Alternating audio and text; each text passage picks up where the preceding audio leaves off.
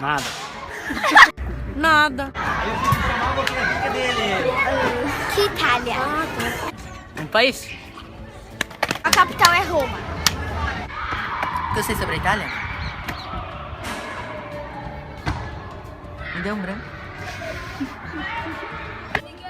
Sabia que lá a palavra tchau significa oi? Mapa é a forma de uma bota. Ela é a capital dela, é Roma. Lá tem bastante comidas. Tipo pizza. E massa. Bolonhesa. Eu conheço a Itália? É. A Itália é um país muito, muito, muito lindo. Tem uns homens bonitos, maravilhosos. A Itália, obviamente, fica na Europa. A capital é Roma. Lá eles comem muita massa. E uma curiosidade é que lá tem muita pizza. E a pizza não foi inventada lá, foi inventada no Egito, mas eles adotaram como uma tradição, então todo mundo pensa que é de lá. É um país muito turístico porque tem a cidade de Veneza, tem o Coliseu, a Torre de Pisa, que todo mundo vai lá para conhecer. E como eu me lembro das aulas de geografia, a prof falou que lá a maior parte da população é idosa, porque a coisa Itália lá, que eu não me lembro o nome, como que é o nome? Base. Ah tá, a pirâmide Itália ficou ao contrário porque não tá mais nascendo mais jovens. Eu sei que lá eles comem massa e pizza. Eles comem massa. Fica na Europa. Tem o nariz grande. A Itália é um país assim, ó, conhecido pelo mundo inteiro e conquistou sua independência a partir do século XIX. A Itália tem várias comidas típicas, mas as duas principais são a pizza e a massa. A sua capital é Roma e na cidade de Roma existe um pequeno país dentro da cidade de Roma, que se chama Vaticano, onde fica o Papa, que pertence à religião católica. E é isso, minha entrevista.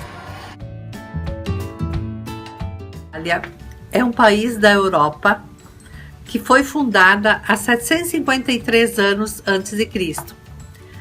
E ela sofreu até 2062 a.C., historicamente, influências de gregos e celtas.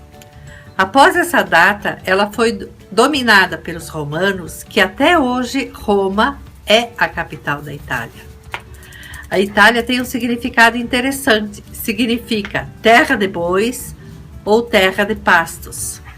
Em toda a sua existência, sofreu grandes reformas, desde a monarquia até hoje. Participou das maiores guerras históricas. A Itália é a república parlamentarista, democrática e pluripartidária. Todo cidadão com 18 anos elege o parlamento, mas não o governo. Quem elege o presidente é o parlamento. Encontramos nela muitas ruínas que retratam a história, que se transformaram em grandes pontos turísticos, como o Coliseu, a Praça da Catedral, os canais de Veneza, o Centro Histórico de Florença, o Vaticano, e o destino que é o destino mais procurado pelos religiosos, que acreditam na ligação de Deus com a terra através do Papa. Bem, a culinária italiana ela é muito variada, mas eles têm assim um antipasto que geralmente é feito com brusquetas de vários sabores, com temperos e enfim. Depois eles têm a massa todos os dias como prato principal, porém eles mudam os sabores, os molhos que eles colocam, os temperos. E por segundo prato, então, a salada, que é acompanhada com carne vermelhas ou peixe, né, carne branca. Depois eles têm assim uma variedade de doces e nunca ou praticamente nunca falta pão, água e vinhos na mesa numa refeição italiana. Eu tive a oportunidade de visitar as obras do Michelangelo ali no Vaticano, a figura da Pietà, a Capela Sistina, também a Capela Redemptoris Mater, onde tem toda a história da Humanidade, enfim, outras obras ali nas praças de Roma, que também foram feitas por alguns famosos.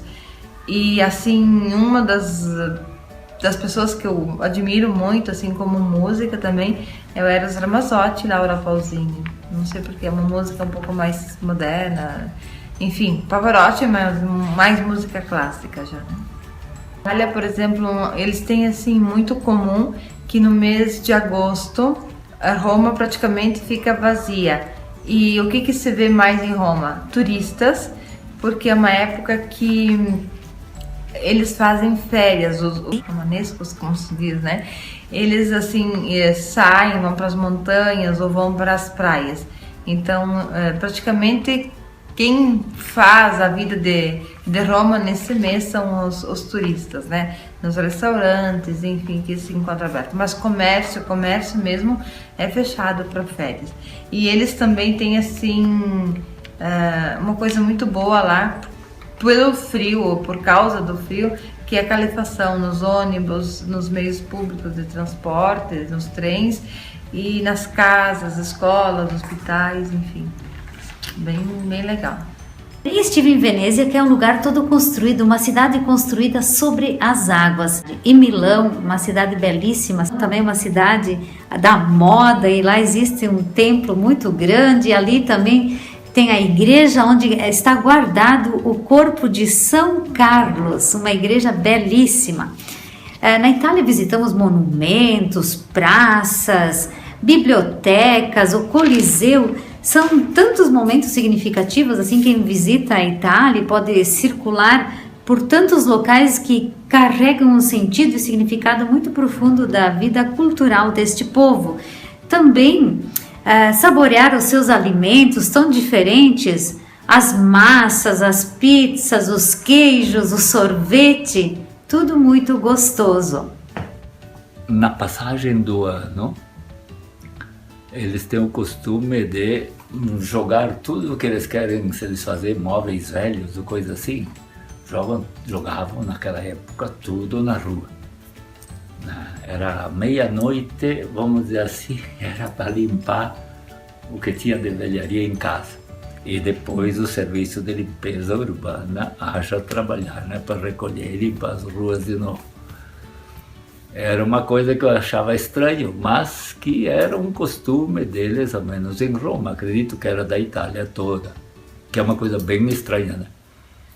Não sei se hoje isto ainda funciona desse jeito. Mas é um povo assim, muito comunicativo, isto sim, e gesticulam. E brigam muito fácil. No trânsito, então, é um terror. Primeiro se enchem de desaforo, se dá uma batida, ao menos era assim, se enchia de desaforo, daí a pouco, bom, agora vamos sentar e vamos conversar. E os dois brigam, hein? Sentavam para combinar as coisas. Mas é característico do italiano este gesticular, este falar alto, esse tipo explosivo, muito sangue quente. Roma, ao menos, era assim, foi onde eu vivi naqueles anos. A mulher se veste, claro, ainda mais Roma, que é um dos centros mundiais da moda, né? Uma coisa que chamava atenção, a mulher sempre, normalmente vestindo um tailleur, mesmo andando na rua, né? Sapatos de salto. Era difícil você ver na rua de Roma um italiano que não estivesse usando gravata. Também não sei se hoje continua igual, mas acredito que em grande parte deve ainda ser assim. Eles têm muito essa questão de se trajar bem, era uma coisa muito característica deles. O trânsito em Roma já naquela época era um terror. É uma cidade que tem conserva muito a antiguidade. É um museu a céu aberto, né? Só que isto tem o seu custo. Não dá para demolir, não dá para abrir uma rua, não dá para alargar uma rua. Então isto dificulta o trânsito. tem a parte velha de Roma, são ruelas bem estreitas, não tem calçada, o passeio para o pedestre não existe. Calçada ainda de pedra do tempo do Império Romano, do tempo que foi construído, e os carros vão driblando ali conforme conseguem. Então o trânsito, isso dificulta o trânsito, embora eles tenham um sistema muito interessante. Já naquela época eles tinham uma avenida que circundava toda a cidade. Então lá o trânsito flui melhor. Eles na época ainda tinham coisa parecida com os nossos bondes, que é um transporte elétrico. Também tinham ônibus normais desses a gasolina, enfim, diesel, mas tinham o transporte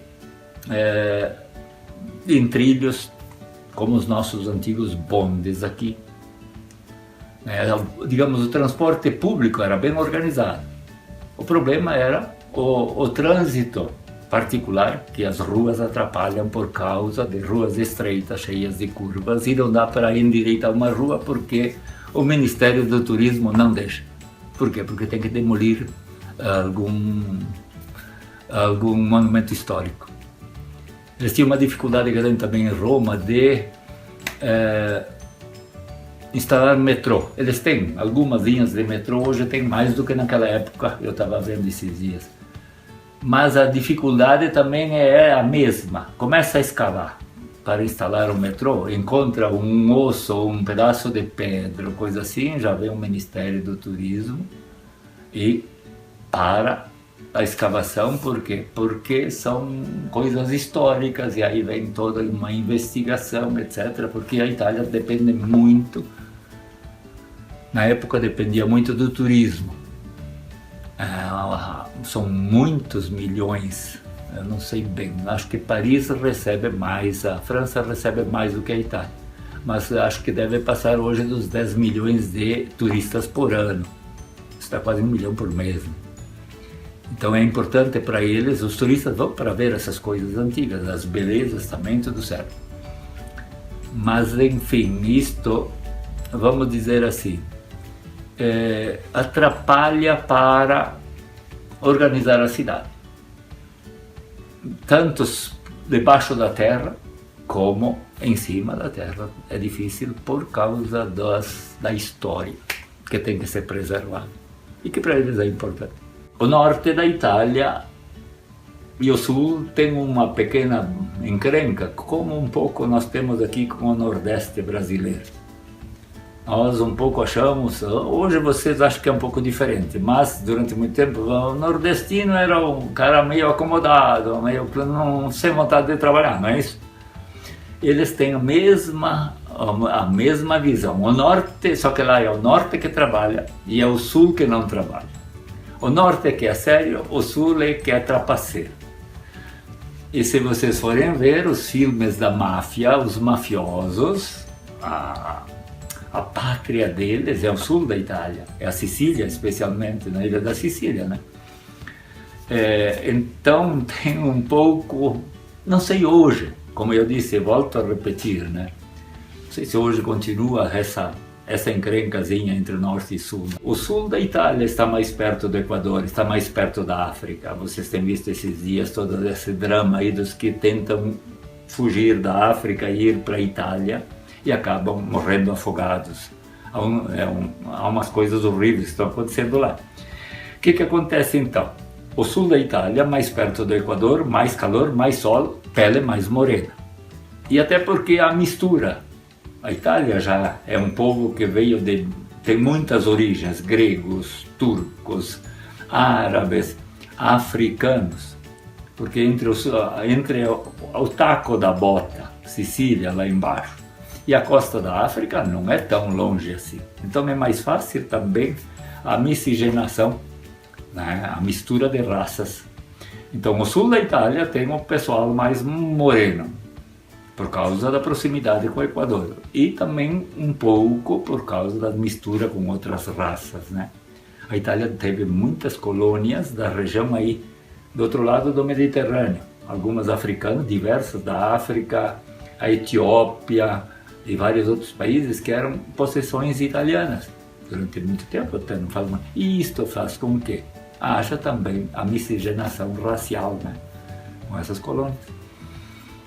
Então o que nós temos aqui? O Nordeste, que o pessoal é mais moreno, lá é o Sul.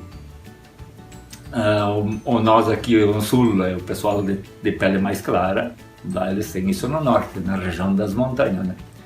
Lá nos Alpes, onde veio a grande maioria, a região do Vêneto, é o norte da Itália e uma boa parte da região dos Alpes, das montanhas. E aí, menos sol, pele mais clara. Até a influência, a Itália tem também mistura. Houve um tempo que uma parte da Áustria fazia parte da Itália. Houve outro tempo em que uma parte da Itália foi tomada pela Áustria. E a briga só terminou depois da Primeira Guerra Mundial. Não lembro bem em que ano, que afinal de contas estabeleceram os limites que ainda hoje. O Vaticano se tornou assim independente, foi reconhecido, hoje é um enclave, é um país independente, encravado lá dentro de Roma, foi em 1929, no Tratado de Latrão. O Mussolini, com o Papa, chegaram a um acordo, porque antes tinha havido os Estados Pontifícios, o Papa tinha muitas terras na Itália, e sobre essas terras ele governava, era o Vaticano que tomava conta, cobrava impostos e tudo.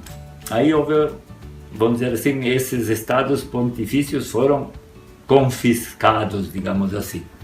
Mas em 1929, então, chegaram ao acordo. O Vaticano tinha independência administrativa, era um país, passou a ser um país independente dentro de Roma, e ainda hoje continua funcionando assim.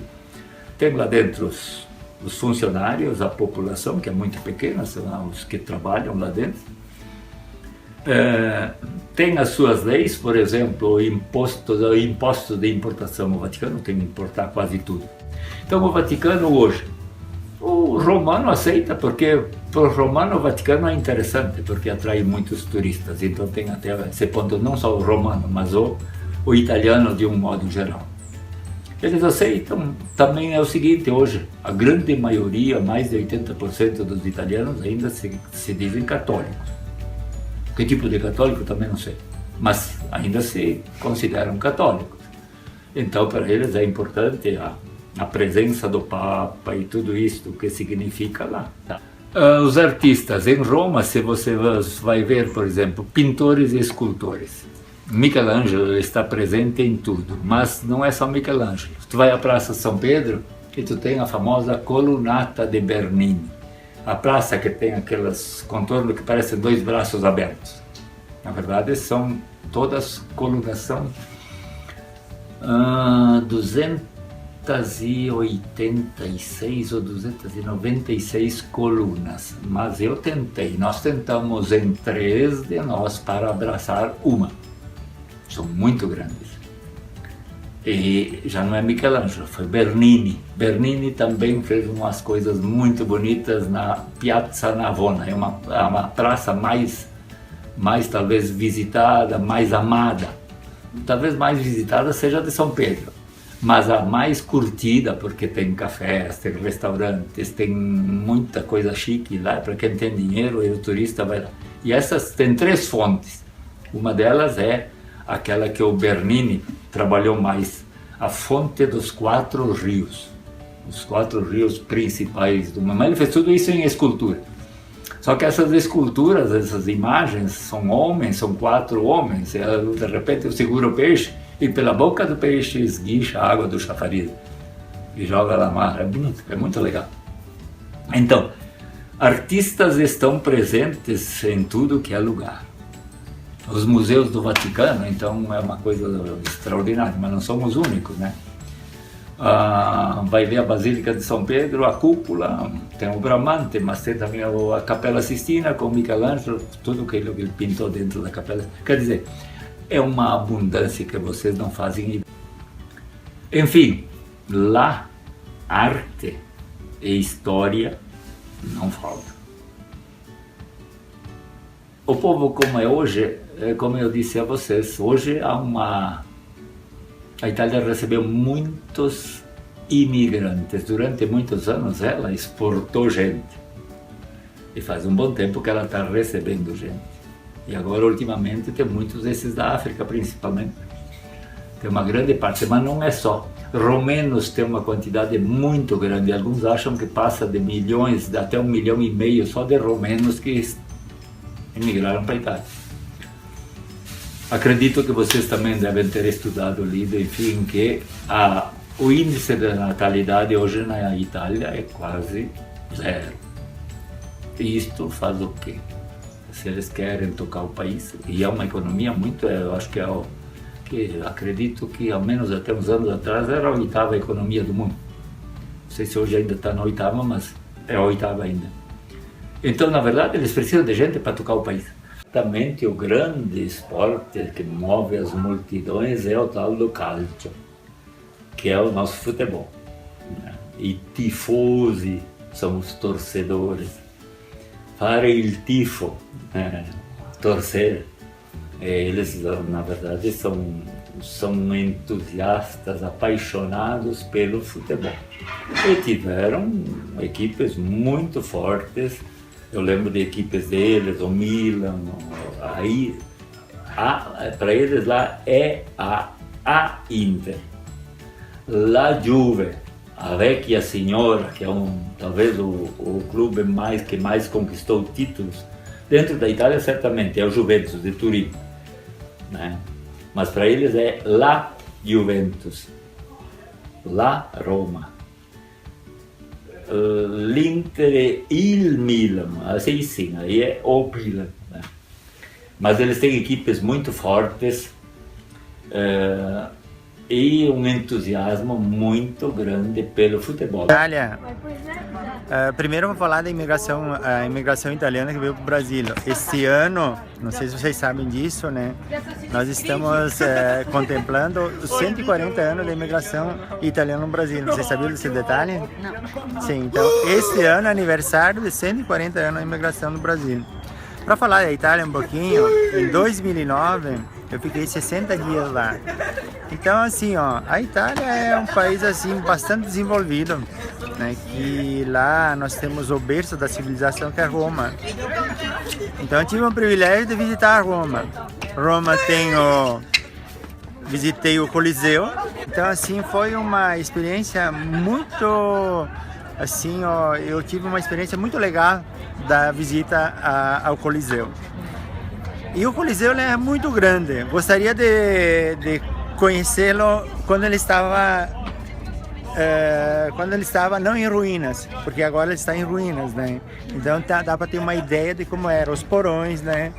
Aquela história que vinha aqueles tigres debaixo do subsolo do Coliseu. Ainda existem essas muralhas lá hoje, né? Então tem muita história a Itália. Visitei também a Fontana di Trevi. Não sei se vocês lembram, a Fontana di Trevi é aquela que a gente joga uma moeda, né? Que existe nos filmes, né? Para dar boa sorte, né? Fontana di Trevi. E um outro monumento que eu visitei foi o Panteão, também em Roma. O Panteão é um monumento muito grande, que no alto, bem no centro dele, existe uma circunferência redonda com 30, se não me falha a memória, 37 metros de largura, aberto e não chove dentro. É uma explicação que eu não entendi qual é o fenômeno disso ainda. E uma das coisas importantes é a edificação desses monumentos, que foram construídos numa época que não tinha computador, não tinha as informações que temos hoje, né? E as pilastras muito alinhadas, milimetricamente alinhadas, tudo em mármores. Pilastras enormes em mármores. Lá no Coliseu, voltando ao Coliseu, as pedras muito grandes, uns 2 metros de largura, né? Postas uma em cima na outra, bem colocadinhas. Como eles fizeram? Não se entende. E a cultura deles lá é um pouquinho mais avançada que nós aqui. vamos se reportar ao Brasil agora. Por exemplo, nós aqui no Brasil, nós vamos fazer um contrato de aluguel, por exemplo, de um apartamento. Nós fizemos aqui pessoa a pessoa, né? Lá não, é um pouquinho diferente. Você faz o contrato com a pessoa e aí a gente tem que registrar na polícia e na prefeitura. Aqui no Brasil nós temos assim, ó, para saber quantos habitantes tem na nossa cidade, né? Precisa de um recenseamento, né? Lá não, lá eles puxam um extrato, porque eles têm tudo registrado. Eles sabem quantos cidadãos moram naquela cidade. Habitei em Vitória Vêneto por 60 dias. E na praça principal de Vitória Vêneto, uma coisa muito importante, tem lá uma placa Giuseppe Garibaldi. E Giuseppe Garibaldi esteve no Brasil. Ele fundou Garibaldi aqui no Brasil, né? E teve na Revolução aqui no Brasil, né? Então veja bem como que nós temos laços de nós imigrantes italianos com os italianos na Itália. Antigamente, quando que meus pais sofreram muito, os italianos que vieram para o Brasil, né? Porque quando eles vieram para cá, não existia estrada, não existia telefone, não existia... o transporte era feito com mulas, para vocês terem uma ideia. Não existia ponte nos rios, né? Então era uma dificuldade enorme. Quando eles tiveram lá da Itália para vir para o Brasil, eles chamavam assim de América, né? E prometeram mundos e fundos para vir para cá. Mas quando chegaram no Brasil, normalmente eles desembarcavam no Rio de Janeiro ou no mais próximo Porto Alegre. E aí, como a cultura do italiano, que era na Itália muito morro, né? Eles vieram para o Brasil, né? E começaram a povoar as partes de montanhas, que aí era para plantar suas videiras, né? As plantas de uva, né? Para fazer os seus vinhos e tal, né? Então eles vieram. Tem uma história de uma senhora que desembarcou em Porto Alegre e veio parar em Vila Flores, aqui um vizinho município nosso. Vocês não acreditam como ela levou a mala dela. Ela levou arrastando até Vila Flores. 200 e poucos quilômetros. Sofrimento, né? Se deu bem quem amarrava em 4 pontas os lençóis, né? E botava nas costas e levava. Isso era mais fácil para eles, né? Mas com o destino de chegar ao destino, né? Aí tinha um guia, né? Eles tinham a promessa de terem casas aqui. Ter moradia, ter o conforto de morar e tal, né? Mas quando chegaram, sabe onde é que colocaram eles? No meio do mato. Colocaram no meio do mato aquele grupo todo, né? E tinha um guia. O guia pediu para os homens, busquem lenha. Aí foram buscar lenha e tal, e ele acendeu um fogo. Ele disse assim para o pessoal, vocês não deixem mais apagar o fogo, né, porque eles não tinham como acender novamente, porque o guia ia embora. E aí ele distribuiu as terras para as famílias existentes que estavam ali. Ele disse assim, ó, a tua terra é no lado de cá, a tua outra é no lado de lá, no morro, né? O outro no outro lado, e assim por diante, foi distribuindo a terra, né? E eles eram muito unidos, né? Eles criaram, quando chegaram no local, né, eles estavam num grupo. Aí entrou o desespero. Uns começavam a chorar, outros começavam a gritar, e um líder começou. Eu vou falar do grupo que veio a Vila Flores. E um líder lá formou de um pé de sapupema o seu altar. Criou uma cruz no pé de sapupema, se ajoelhou e começou a rezar. Que desta terra seria... ele conseguiria construir a sua história. E foi assim que eles fizeram. Brasil!